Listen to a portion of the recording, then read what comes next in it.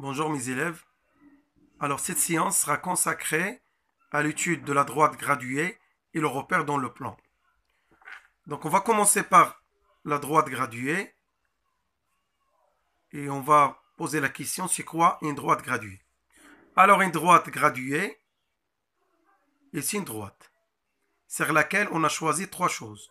Un point d'origine O, un sens positif selon lequel on parcourt la droite et une unité de longueur ou bien une unité de mesure qui sera reportée régulièrement tout au long de la droite. Voyons un exemple pour bien éclaircir les choses. Voilà.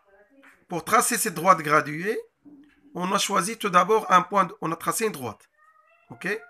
Après, on a choisi un point O qui va être considéré le point d'origine de cette droite graduée. Ensuite, on va choisir une unité de longueur. C'est OI.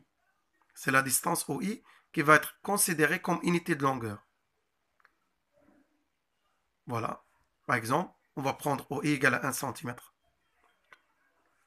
Après, je divise ou bien je fais des gradations. Je divise la droite en des segments de même longueur que l'unité OI. L'unité de longueur OI. Voilà. Voilà. 1, 2, 3, 4. Donc, je partage ou bien je divise la droite en des segments de même longueur.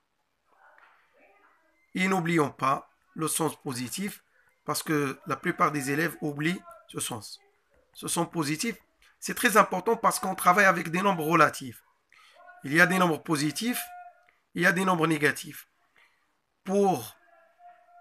Donc, on a besoin d'un sens positif pour définir à quel endroit se trouvent les nombres positifs. Donc ici, on a choisi à droite. Donc, tous les points qui sont à droite des points O sont repérés par des nombres positifs. Et bien sûr, les points qui se trouvent à gauche des points O sont repérés par des nombres négatifs. Voilà. Prenons un exemple. Le point d'origine O, il sera repéré par le nombre 0. Le point I, il est à droite des points O, donc il sera repéré par un nombre positif. Et la distance A0 des points I, c'est 1. Donc on a OI égale à 1 cm, égale à 1. Une unité de longueur. De même, B, le point B, il est à droite des points O, donc il sera repéré par un nombre positif. Et la distance A0 des points B, c'est-à-dire la distance des points B par rapport à O, c'est 3 OI. Alors on a 1, 2, 3. Donc le point B sera repéré par le nombre 3. De même pour C, C il est à droite des points O, donc sera repéré par un nombre positif. Et de même, la distance A0 des points C, c'est 5. On a 5 unités de longueur. Donc le point C sera repéré par le nombre 5.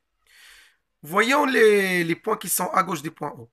On a le point A, il est à gauche des points O, donc il sera repéré par un nombre négatif, donc moins.